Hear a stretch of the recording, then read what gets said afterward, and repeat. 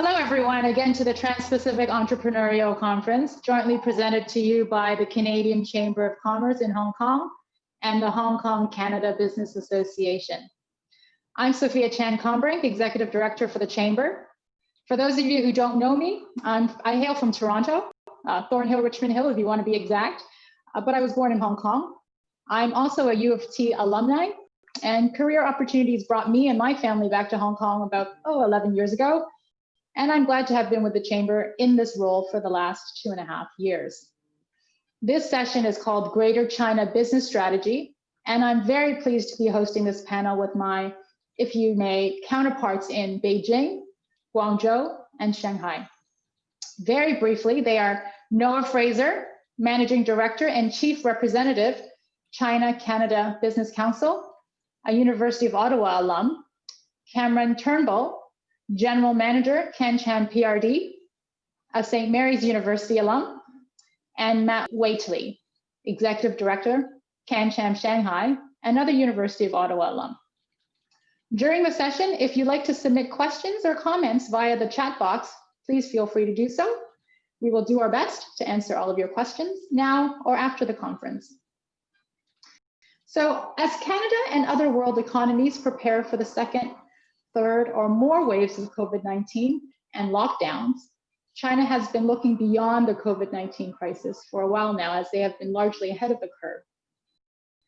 How can Canadian businesses either here in Hong Kong or in Canada take advantage of the business opportunities in China without being able to travel there physically?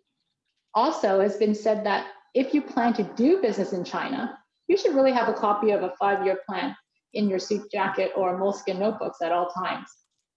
And for China's 14th 5-year plan, that is from 2021 to 2025, what are the main areas of change that may present opportunities or challenges to you conducting business there? And then let's not forget about e-commerce with Chinese characteristics, to borrow from a recent Economist article on the subject. How do Canadian companies enter the e-commerce market in China that is much bigger, with local brands that are increasingly more creative than ever, like Waimai, the online food delivery service that had a boom during the lockdown, but continues to enjoy success post-lockdown in China? So, as you can see, there's a lot to talk about. So why don't I throw out the first question to you, Noah? What is the latest travel restrictions in China, and can you provide a brief overview of the COVID situation from where you're sitting? Thanks, Sophia, and really appreciate you including the CCBC from here in Beijing. It's a pleasure, and kudos to you and your team on putting this this conference together digitally. We're all learning as the pandemic has taught us all about bringing these types of things online. So thank you for the opportunity. In terms of travel restrictions, obviously, by the time the conference is over, the situation may have changed again. So fluidity is at a max. I would say that right now you're seeing a spike domestically in terms of travel restrictions. Most government personnel and those that are keen on keeping their contact tracing based apps in a green zone are not going to be traveling during the upcoming Spring Festival holiday, where they were expecting 400 million plus rail trips over that national period, or that national holiday period, I should say. So, travel right now is still available, but somewhat discouraged. If you're in Canada or elsewhere around the world stuck, entering into China is still not an easy process. The restrictions have been heightened, I would say, recently with multiple layers of testing. You have a mandatory 2-week quarantine period, and sometimes that can be extended by a week depending on the city you're arriving in or where you're coming from. Another thing to keep in mind is that when you're checking into those hotels that the government mandates, you're there on your own dime. So it's an economic decision as well as a challenging health one. So, but what I can say is that once you're inside mainland China, you are dealing with far fewer cases than virtually anywhere else in the world per capita. The recent quote unquote outbreak in the capital of Hubei province, near where I am here in Beijing, really only reflected 150 or so cases. And by Chinese mainland standards, that was an astronomical number. Whereas when you compare it back home, you know, where we're seeing thousands of cases a day, it's we're in pretty good shape. And you can see why when you live here, that the government really steps it up in terms of control and protection and, you know, well, really just lockdowns in terms of everyday life. Full communities of thousands of people are made to stay home for 3 or 4 days at a time while they test 5,000 or 6,000 people living in a couple of different compounds. It's both alarming and impressive.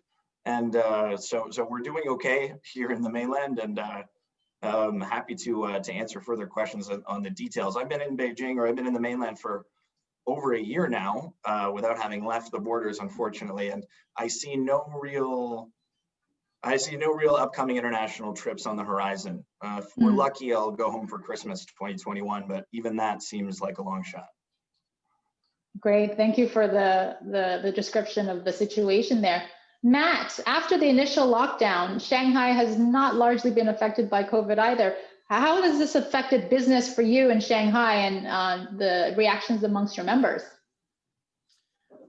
Well, to Noah's point, in fact, actually being inside the bubble, we should say, in Shanghai, we had at the initial outbreak, we had around 450 officially recorded cases, and they locked down a city of 26 million people. So after a very severe month-long lockdown, we've been fairly lucky since then, and in fact, we haven't had any further breakouts. So hopefully that continues. But as a result, that's actually kind of helped our businesses and our members here in Shanghai. And again, to Noah's point, it's very difficult to get into mainland China, but once you are actually here, it is kind of business and life as usual. I mean, we initially did some virtual conferences and things like that during the countrywide lockdown, but we were doing events as of April 2020, and we were doing mid-size events by June 2020. And it's actually been such that when we do our events now here in Shanghai, we actually don't even consider doing online events. It's in person right from the start. So as a result, we have had some companies go through some hardships through the quarantine measures and COVID, and we have had some members actually have gone out of business. Most of those companies were involved in businesses such as overseas property developments and things of that nature, though. Most of the companies that are here and based in Shanghai and doing business in Shanghai have been able to weather the storm, and in fact have been able to double down on their investments, and it looks the outlook looks pretty good for 2021. Great, thank you for that. Very interesting to note that it is not very different from the situation from where Noah's sitting. So just to round out this question, I mean, Cameron, have you seen any innovations or creative pivoting from those willing to snap up the opportunity from where you're sitting? And is that something that has forced many companies, you know, while some may have gone out of business, maybe others have instituted some changes that you'd like to share with us from where you're sitting? Yeah, I think I've definitely seen this kind of trend. First, thank you again for having CanChamPRD and myself join in on the conference. Happy to be here 3 years in a row. From what we've seen from our membership, it's been kind of interesting because you have a lot of anecdotal stories where we've had several members, for example, that have gone into better office space or better locations for their business as a result of the pandemic, because you can see that companies could be going out of business, leaving their offices, and then you have landlords with a lot of empty space that they're trying to fill, and maybe they're trying to fill it quickly to reach you know, their quarterly targets or what have you. So that's one situation where we've seen. There's also cases of putting off or delaying rent, debating with the landlord, also in the real estate space, as a way to kind of lower costs through the pandemic. And then I think it's also very noteworthy to talk about the influencer economy and the e-commerce space and how much it has exploded in the past year, I guess. This is something, especially I think in this PRD region, that's been growing already and was already quite a hot space. And then since the pandemic, it's just you know, same trend, but twice as fast maybe. especially the influencer economy is something where we're seeing really interesting stuff happening. Large companies are actually starting to form. I always thought it's interesting because the idea of a person selling products via Gerbil or something like this, direct video, is something that seems fairly distributed and put into the hands of the people. But actually, it's becoming re-corporatized as companies kind of hire several hundred different KOLs to be part of it, and then kind of bring them all under one roof. So in terms of a lot of interesting stuff going on with their members. And also you can see there's kind of this resilience among the local businesses here, where a lot of the manufacturing boom that's happened over the 20 years has kind of resulted in a lot of entrepreneurs and business people who really haven't made a bad bet in 20 years because the economy has been so strong. So it really gives a lot of confidence to the investors and to the entrepreneurs in this region. So we're pretty excited to see what comes of it in 2021. Great, thanks. You mentioned e-commerce. This is something we'll touch upon later in this discussion. I think that is what you say is exactly, hit the nail on the head. It's quite an opportunity. Also, there may be other business strategies that you want to also expand on. Definitely, that is very interesting to note. So in Shanghai, there was the 3rd annual China International Import Expo, CIIE, which is a large-scale event that traditionally has business delegations coming from abroad. That went on ahead this year. So Matt, how did this happen and what were the results of this? CIIE going ahead this year was largely due to the great performance of the Chinese government and Shanghai government in their anti-COVID measures and making sure that safety was a top priority. As a result, we were able to actually host this basically this huge event with thousands of people attending in person. Normally, as you said, we do have delegations that fly into Shanghai to basically promote their products and their services to the China market and try to find some buyers. This year was a little bit different, of course, because of the international travel restrictions. And so most companies did, in fact, go through basically local representatives, either their own local representatives or engage through the chambers in order to get their information across. However, one thing that actually did happen was that Canada had a delegation of 30 business people who actually flew to China, went through the quarantine measures, and were able to attend this in person. So overall, it was a pretty great success considering, and also we were able to get a lot of different Canadian companies had a lot of signing ceremonies out of it, and it was very good for Canadian and Chinese business overall. That's great to hear, and that's really speaks to the importance and significance of this international expo. Thanks for letting us know about that. I mean, we just have a question coming in from the audience, if I may. Let's see. Here we go. From a Canadian business point of view, can you comment on whether Canadian companies are practically being affected by the diplomatic tiffs between Canada and China? Can I throw that back to Matt before I open it up to perhaps Noah afterwards? Yeah, in Shanghai, I mean, the diplomatic issue is largely seen as that it's a diplomatic issue. So from our perspective and the Canadian business community perspective, we're focusing on corporate diplomacy. And in fact, we haven't really been so affected by the diplomatic issue. We find that the Chinese government agencies, SOEs, and partners and our counterparts are actually very much still willing to work with Canadian companies. They want to have Canadian companies come and establish themselves in different areas, in different tech parks. And we've had calls for Canadian investments to continue into China. So from our perspective, we're going forward with business, and for the most part, again, it's that corporate diplomacy that we're really keen on. Great, good to hear. And Noah, might you have something to add to that? Yeah, no, I think broadly speaking, I would echo all of Matt's points. What we're seeing primarily in our members, both in in Canada and here in China are, you know, an active sort of attempt to go around whatever they can.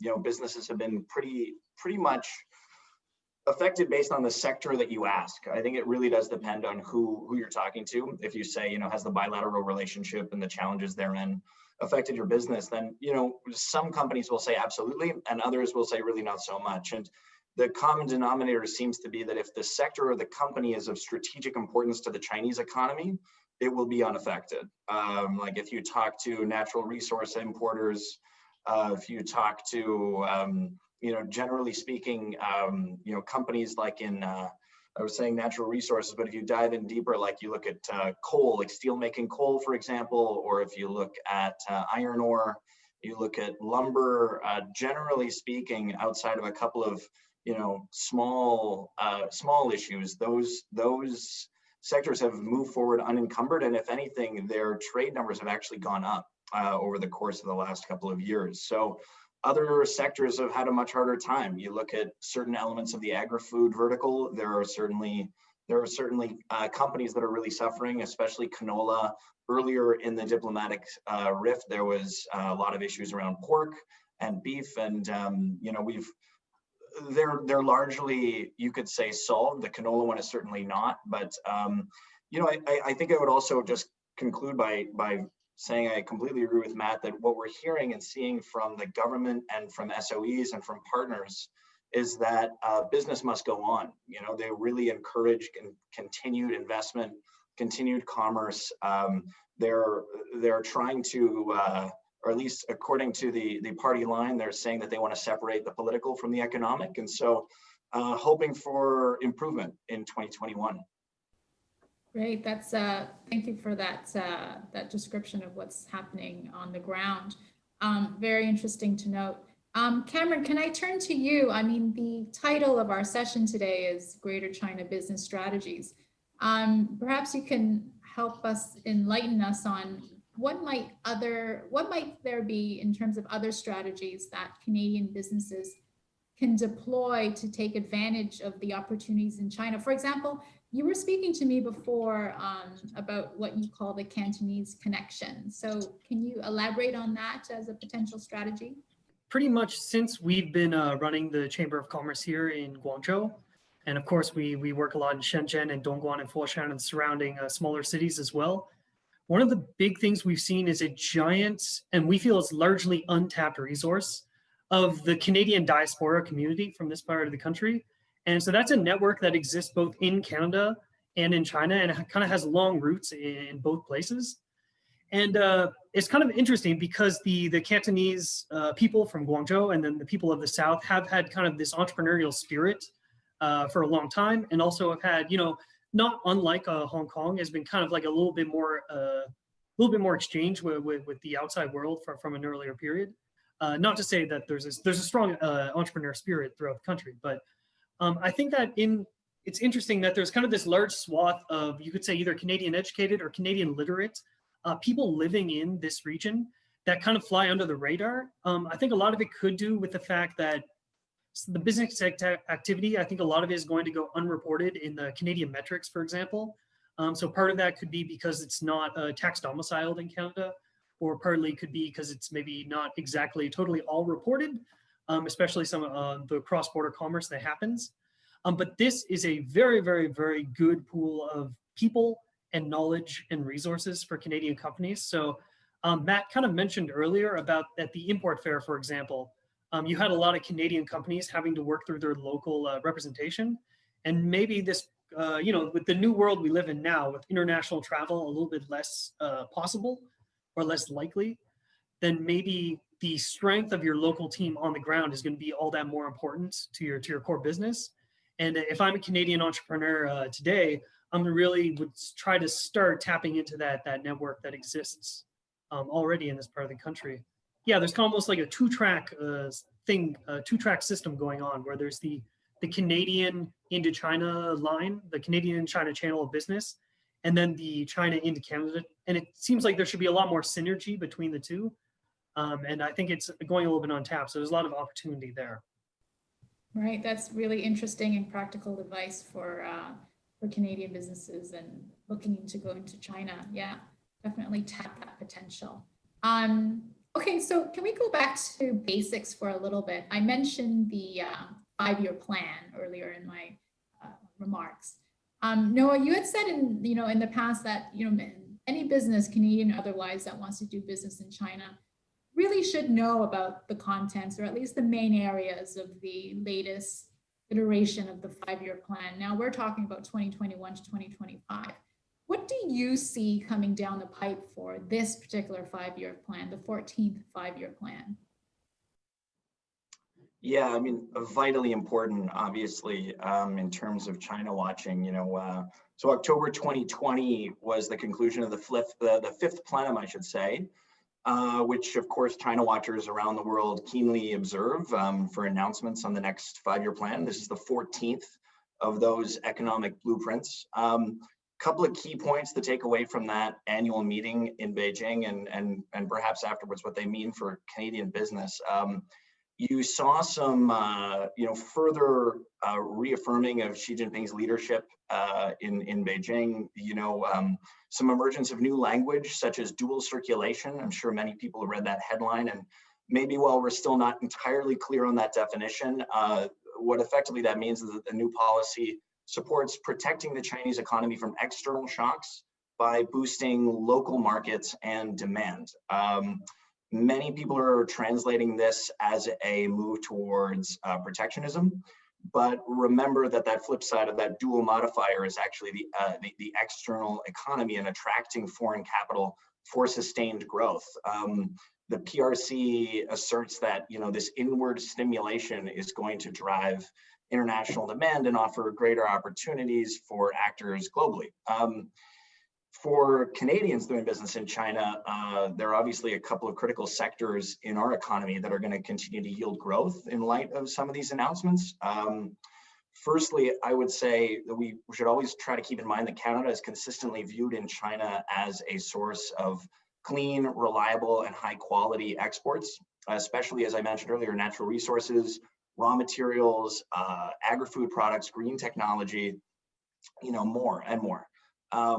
Companies in Western Canada are uniquely positioned to reap benefits from this.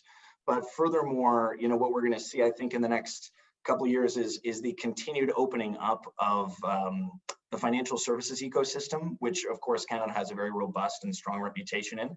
I think that our financial institutions are going to massively benefit from the reforms that are being doubled down on in this next planning cycle, especially those that are working in capital markets and the burgeoning insurance world, and of course also the expanding social security network that is being revamped here in China. So a couple of critical ways that Canadian businesses will continue to benefit, and in this 5-year plan and definitely beyond. Yeah, thank you. That's something that our members here in CanCham Hong Kong would probably take fine notice of. So thank you for that insight. So let's talk a little bit about e-commerce as a business strategy, right? So a number of our members here in Hong Kong are active in the e-commerce space, touting their goods and services. I mean, talking about China's 855 million digital consumers represents one of the biggest prizes for Canadian and global marketeers. I mean, how do Canadian SMEs enter the Chinese market? For example, something basic as what platform should SMEs choose given the level of competition in Chinese e-commerce? I open that up to the floor.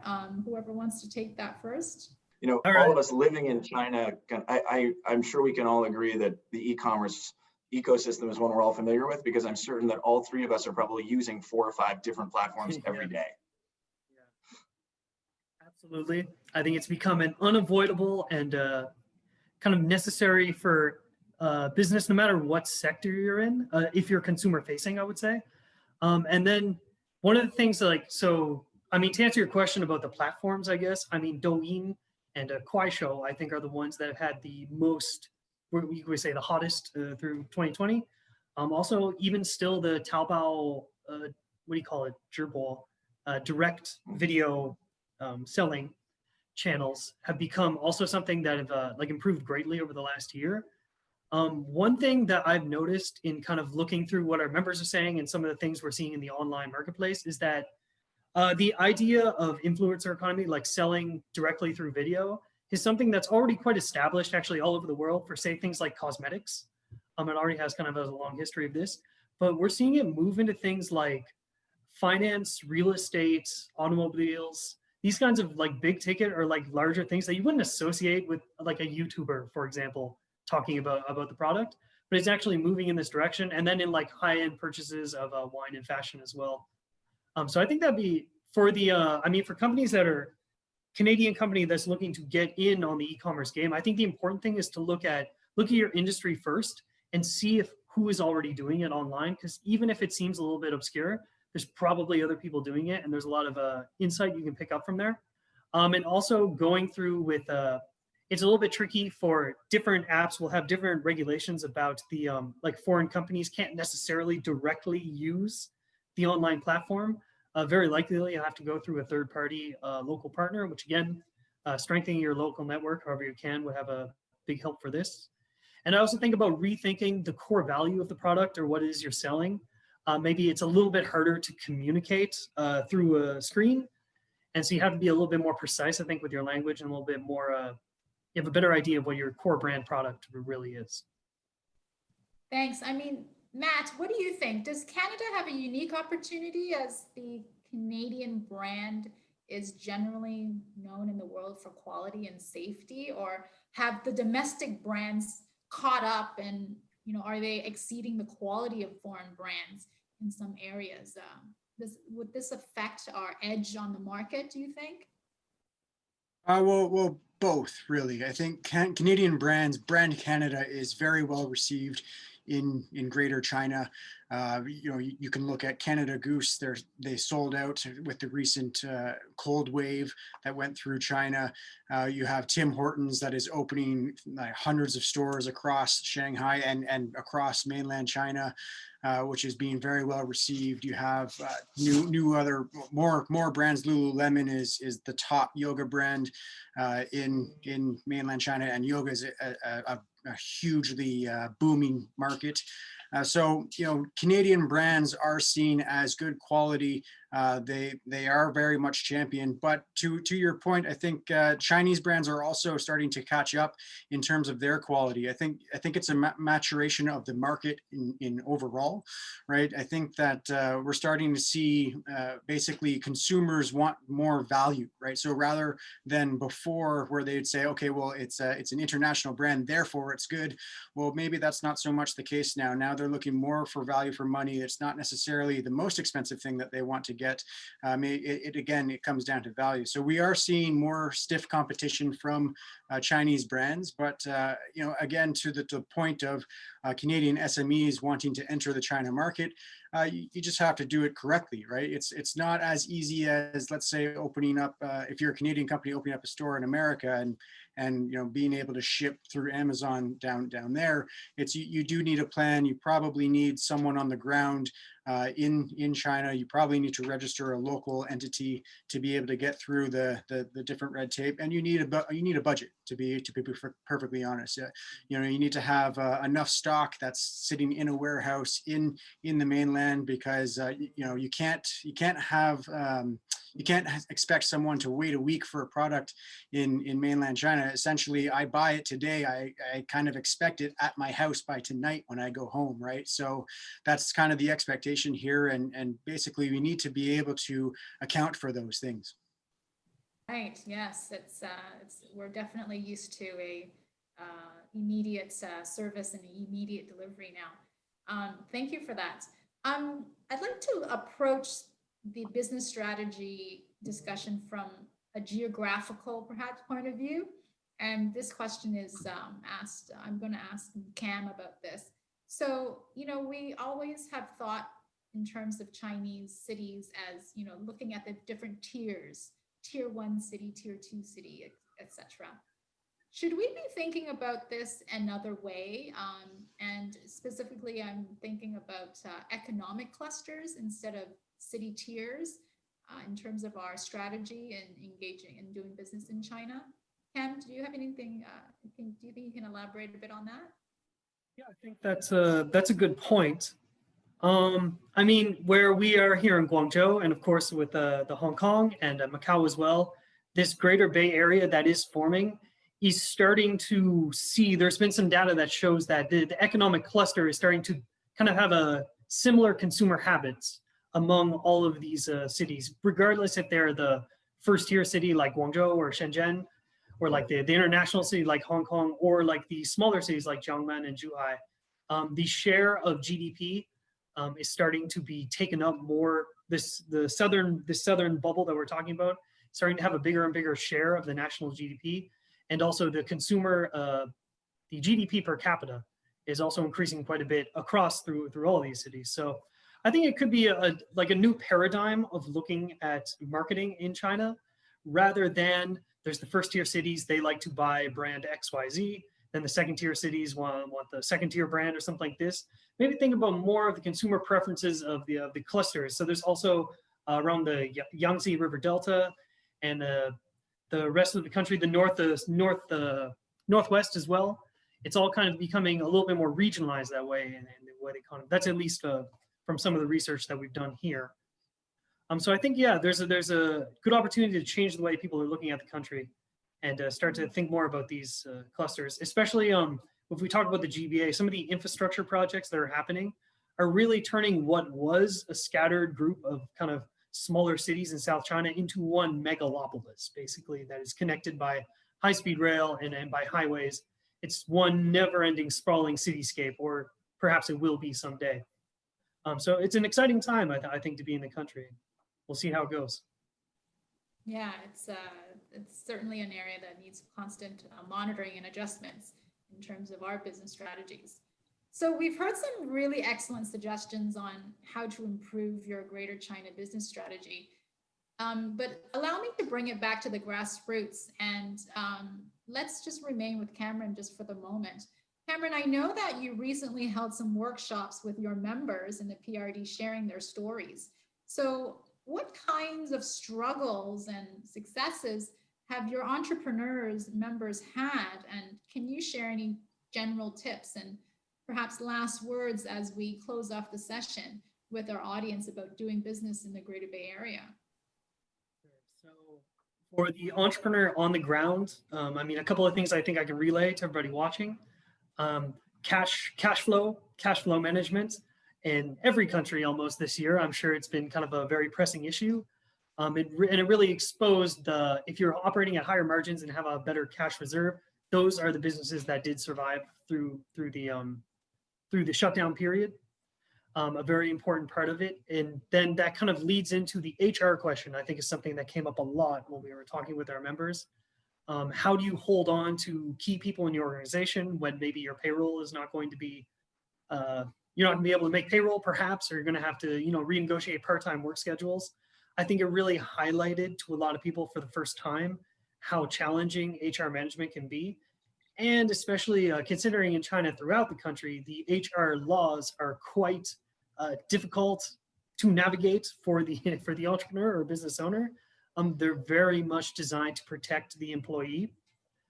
So for reasons like this, a lot of our members struggle through. But then on the opportunity side, I mean, one thing that I was surprised and not surprised was the flexibility of people in the manufacturing sector to turn to manufacturing PPE in the short term in just a couple of months.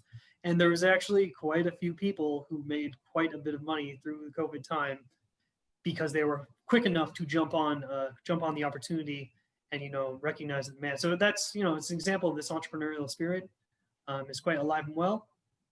And I mean, I'm sure it's similar for all of the entrepreneurs throughout the country and in our CanChams in Shanghai and Beijing as well. So I'd be interested to hear their thoughts on that as well. Yeah, in every crisis, there's an opportunity. So let's just finish off with that. Matt, do you have anything to say about the opportunities and successes that your entrepreneur members have had and shared with you? I think I'd finish off by saying that China is still a great place to do business. There's still a wonderful breadth of opportunity here. I think that if you're considering to come to the China market, it is definitely the right play. It is the biggest single market in the world. Business is booming. I mean, it's the only country that had a positive GDP growth throughout 2020. So, you know, that does definitely say something. So, you know, that I think that's what I would kind of end off with. And you know, if you're looking for help, you know, we have Team Canada here, very well represented. Sophia in Hong Kong, Noah up in Beijing, Cam down in Guangzhou, myself in Shanghai. You know, this is who you can go to help. There's a lot of knowledge here, and we're happy to do so. Thanks, Matt. And Noah, shall you have the last word? No pressure. I would, you know, I can't say enough how much I agree with my compatriots in the South and in Shanghai. You know, we've had a really difficult year at a lot of levels, but I think that we are going to have a much better year than most everyone else.